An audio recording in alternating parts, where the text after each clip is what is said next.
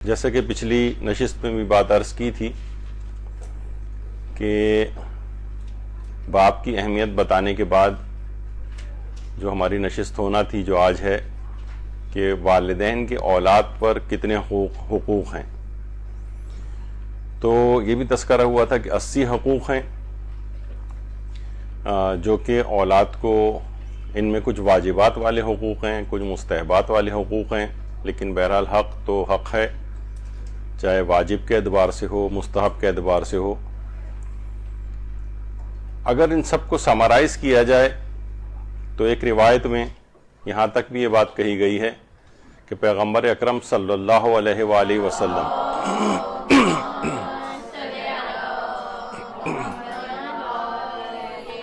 سے کسی نے سوال کیا کہ اولاد کے اوپر والدین کا کیا حق ہے، تو آپ نے فرمایا مختصر یہ سمجھ لو کہ وہ تمہاری جنت اور جہنم ہے، کہ جنت اور جہنم، یعنی اگر ان حقوق کی ادائیگی ہوگی تو آپ کے لیے تقریباً جنت یقینی ہے، کچھ اور اعمال صالحہ وغیرہ بھی ساتھ ہوں، لیکن اگر کوئی شخص والدین کا فرما بردار ہے تو یہ لازمہ اس بات کا بنے گا، یہ انڈیکیشن اس بات کی بنے گی، علامت بنے گی کہ شخص جنتی ہے۔ اور اگر کوئی والدین کا نافرمان ہے، خواہ وہ 20 حج کر کے آ چکا ہو، زیارات ہر سال کرنے جاتا ہو، خوب نمازیں پڑھتا ہو، روزے رکھتا ہو، تو یہ انڈیکیشن اس بات کی بنے گی کہ بہت قوی امکان ہے کہ شخص جہنم میں جائے گا اگر اس کے والدین راضی نہیں۔ تو یہ بہت اہم بات ہے، اور یہ بھی ہمارے چھٹے امام جعفر صادق علیہ الصلوۃ والسلام نے فرمایا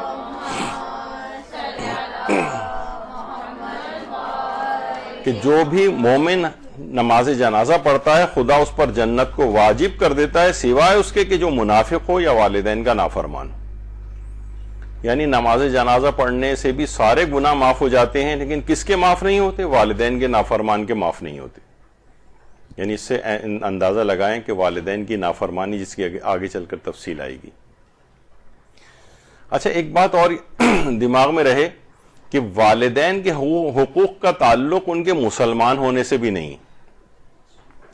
اگر کوئی شخص ایسا ہے کہ جس کے والدین کافر ہیں، ان کے بھی حقوق کو ویسے ہی ادا کرنا ہے جیسے کسی مسلمان اور مومن والدین کے حقوق کو ادا کرنا۔ بلکہ یہاں تک فقہی احکام میں ملتا ہے کہ اگر مثلاً کفار کے ساتھ جنگ ہو رہی ہے اور کسی شخص کا باپ کافروں کی طرف سے لڑنے کے لیے آ گیا ہے، اور مومن بیٹا یا مسلمان بیٹا مسلمان کے لشکر میں ہے اور کافر باپ سامنے آ جائے، تو مسلمان بیٹے کے لیے مکروہ ہے کہ وہ کافر باپ کو قتل کرے، وہ اس کو چھوڑ دے، کوئی اور اسے مار دے۔ ظاہر جنگ اگرچہ کفر اور اسلام کی ہو رہی ہے،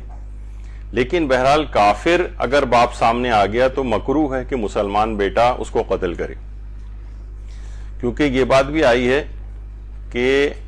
اگر کوئی شخص کسی کے والد کافر ہے تو اگر وہ اس کو مثلا جنگ میں مارتا بھی ہے تو اس کے آثار وضعی ہوتے ہیں۔ ایک ہوتے ہیں آثار تکلیفی، یعنی گناہ اور ثواب ملتا ہے، ایک آثار وضعی ہوتے ہیں کہ یعنی آخرت سے تو اس کا تعلق نہیں لیکن دنیاوی زندگی سے تعلق ہے۔ تو اس کے آثار وضعی ہیں کہ اس کی عمر کم ہو جاتی ہے، یعنی اگر کوئی شخص اپنے کافر باپ کو بھی مارے تو مارنا جائز ہے، وہ تو لڑنے آیا ہے مسلمانوں سے، لیکن تمہاری عمر کم ہو جائے گی۔ اسی طریقے سے جو تاریخ میں ملتا بھی ہے کہ متوکل عباسی، اس نے اپنا جو ولیعہد بنایا تھا اپنے بیٹے منتصر کو، تو منتصر کے سامنے وہ اکثر متوکل عباسی حضرت امیر المومنین علیہ الصلوۃ والسلام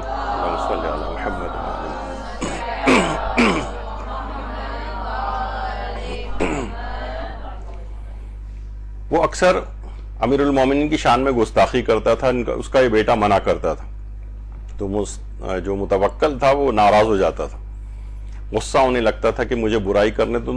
تم مجھے روکتے کیوں؟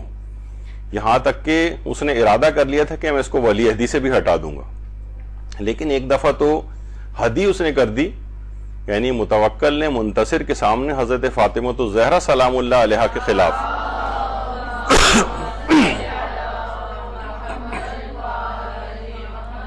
سب و شتم کیا، زبان درازی کی، ان کے خلاف بہت کچھ کہا،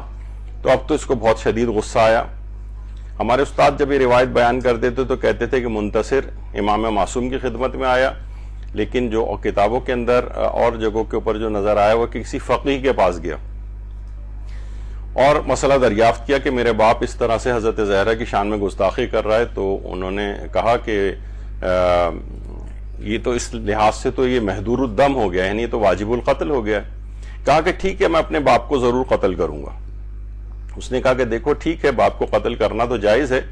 ظاہر ہے کہ جو کہ ائمہ معصومین کی شان میں سب و شتم کرے، انہیں گالیاں دے، وہ واجب القتل ہو جاتا ہے،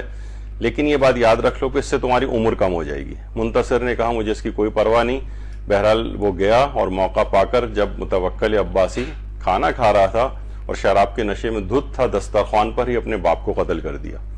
لیکن بہرحال کیا ہوا کہ آثار وضیع اس کے اوپر ہوئے، دنیاوی آثار، اور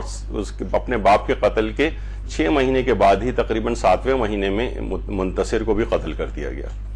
تو بہرحال ایک ہی ہوتا ہے کہ باپ اگرچہ کافر ہی کیوں نہ ہو، یعنی متوکل جیسا ناصبی اور دشمن اہل بیت، یعنی اس کے بیٹے نے اس کو قتل کیا لیکن اس کی وجہ سے اس کی اپنی زندگی بھی کم ہو گئی۔ تو بہرحال یہ دماغ میں یہ رہے کہ والدین کے جو حقوق ہیں اس کا تعلق مسلمان ہونے سے بھی نہیں، کافر بھی اگر والدین ہیں تو کسی نہ کسی حد تک اس کا کوئی نہ کوئی حق باقی رہتا ہے۔ اچھا، ہر دین و مذہب میں والدین کا احترام ہے۔ ویسے تو دیکھیے مختلف دین جو پائے جاتے ہیں، چاہے وہ ادیان باطلہ ہی کیوں نہ ہوں، ان کے اندر بھی والدین کا احترام ضرور موجود ہے۔ حتیٰ کہ تورات تک کے اندر پورا ایک چیپٹر ہے والدین کے احترام سے متعلق، اور اگر کوئی والدین کی شان میں گستاخی کرے، انہیں برا بھلا کہے، تو اس کے اوپر سزائیں تک بیان کی گئی ہیں، یہاں تک کہ پھانسی تک کی سزا کا ذکر ہے۔ خیر اسلام میں ایسا تو نہیں ہے، لیکن بہت شدید گناہ ہے، تو آپ نے اس لحاظ سے اندازہ کیا کہ ادیان باطلہ تک کے اندر، ان تک کی تعلیمات کے اندر والدین کا بہت زیادہ عزت و احترام یہ بیان کیا گیا ہے، اس میں کوئی اختلاف ہی نہیں ہے۔